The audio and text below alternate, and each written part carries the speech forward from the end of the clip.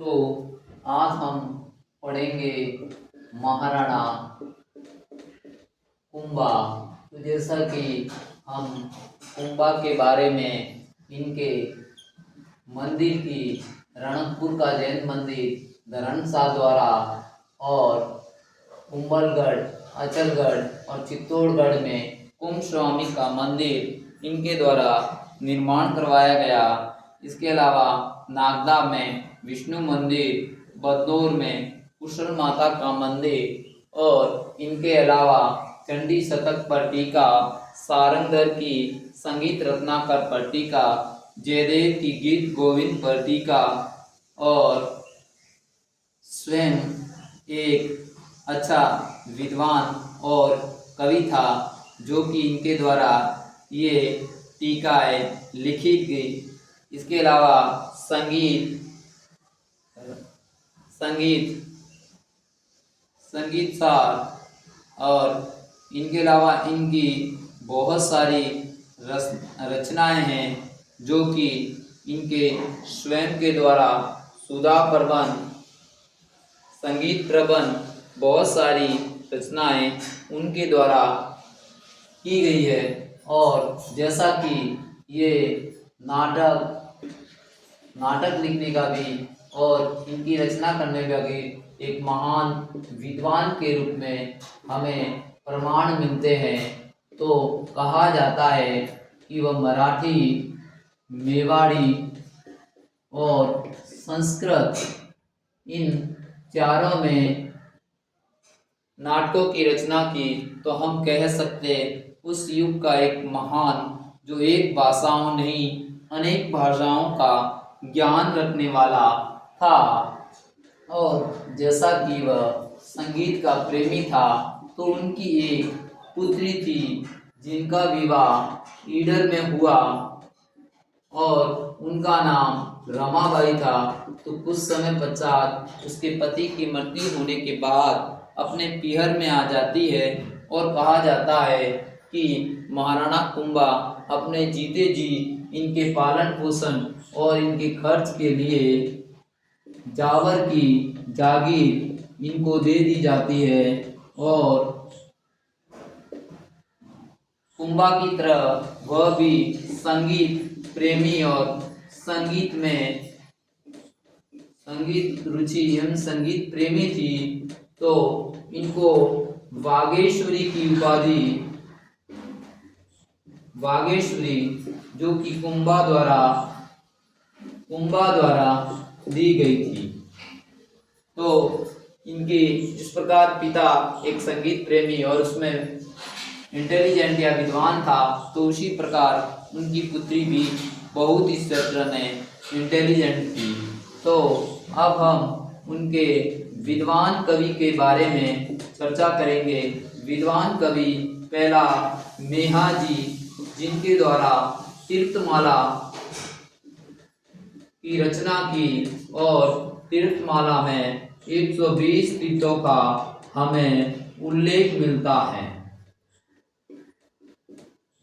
फिर दूसरा महान विद्वान कान्हा व्यास, जिन्होंने एकलिंग महामात्य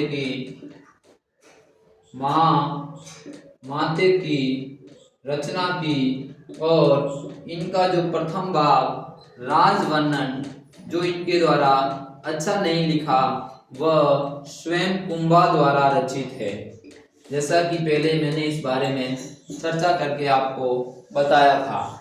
और फिर कुंभा के दरबार में एक महान विद्वान, वास्तुकार, शिल्पकार, मूर्तिकला, आयुर्वेद का जानकार, जो कि एक मंडल, जो कि कुंभलगढ़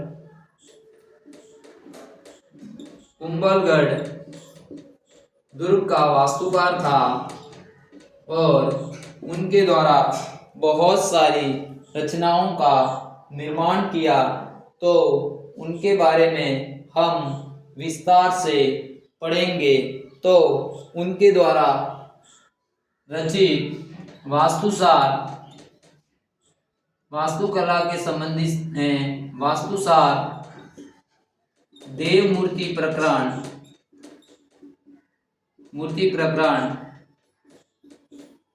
राजवल्लभ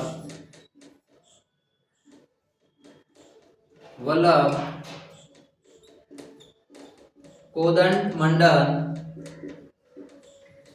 रूप मंडन वेद्य मंडन प्रासाद मंडन।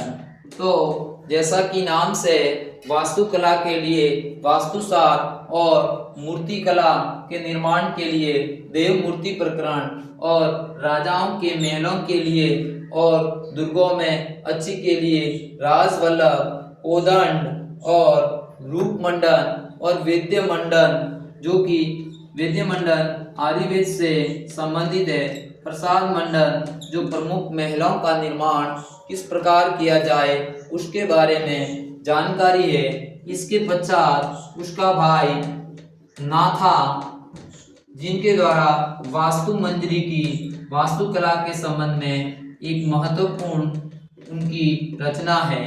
इनके अलावा इनका पुत्र गोविंद, जो कि द्वार दीपिका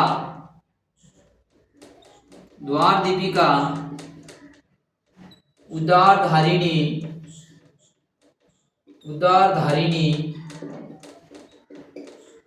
कलानिधि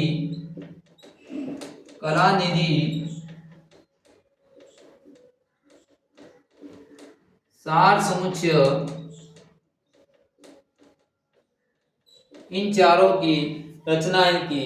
तो जैसा कि विदित है कि नाटक कन्नड़, मराठी, मेवाड़ और संस्कृत में लिखे इनके द्वारा संगीत में रुचि रखने वाली इनकी पुत्री जिनकी शादी ईडर में हुई, उस समय पश्चात पति की मृत्यु के बाद में वापस आ जाती है और इनके देखरेख और इनकी आर्थिक के लिए और इसके जीवन निर्वाह के लिए जावर की जागीर दे देते हैं। और संगीत प्रेमी के कारण कुंभा द्वारा बागेश्वरी की उपाधि दी जाती है। और उनके विद्वान का दरबारी कवि मेहाजी, जिनके द्वारा तीर्थमाला में 120 तीर्थों का उल्लेख किया है, और कान्हा व्यास एकलिंग महामात्य जो 5 भागों में लिखा है, और उसका पहला भाग राजमंडन कुंभा के द्वारा रचित है। और फिर इनका एक दरबारी कवि, वास्तुकार, मूर्तिकार, आयुर्वेद की जानकारी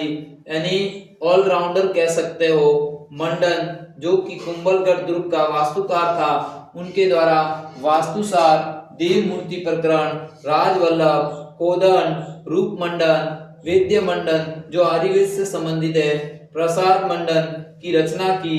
और जैसा कि इनका भाई नाथा, जिनके द्वारा वास्तु मंजरी की रचना की, इनका पुत्र गोविंद, जिनके द्वारा 4 ग्रंथों की रचना की, जो द्वार दीपिका, जो कि द्वार का निर्माण कैसे किया जाता है, उदारधारिणी किसी मंदिर का पुनर्निर्माण, राजमहल का पुनर्निर्माण, फिर कलानिधि, सार समुच्चय, यह आयुर्वेद से संबंधित इनके ग्रंथ है।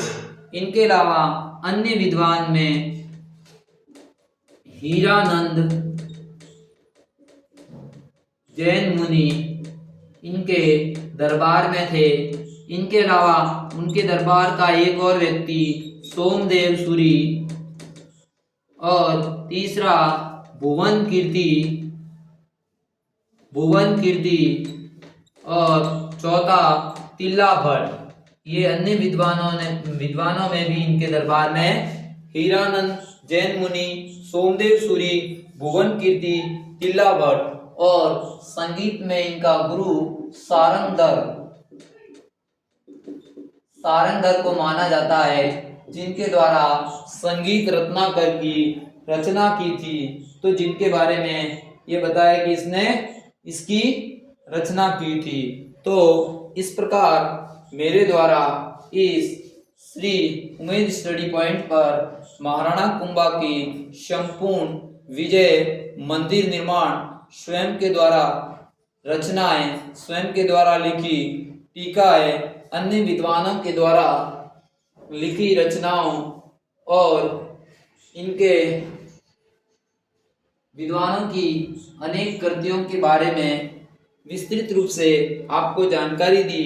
ये जानकारी आपके आगे आने वाले एग्जाम के लिए महत्वपूर्ण है और प्लीज़ आपसे निवेदन है कि ज़्यादा से ज़्यादा सब्सक्राइबर्स करें और ज़्यादा से ज़्यादा देखें, ताकि आगे आने वाली जो रिट लेवल फर्स्ट सेकेंड कर्मचारी चयन बोर्ड और फर्स्ट ग्रेड, सेकेंड ग्रेड और भी बहुत सारी वैकेंसियां आने वाली है और जो आवेदन हुए हैं उनके लिए महत्वपूर्ण ये क्वेश्चन प्रश्न हैं जो एग्ज़ाम में आने की पूरी संभावना है और मेरा विश्वास है कि पढ़ाया हुआ इसमें से बहुत सारा आएगा।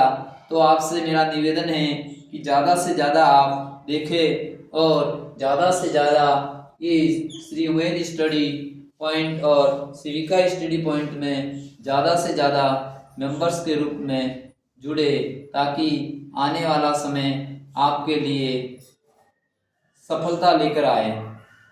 जय हिंद, जय भारत।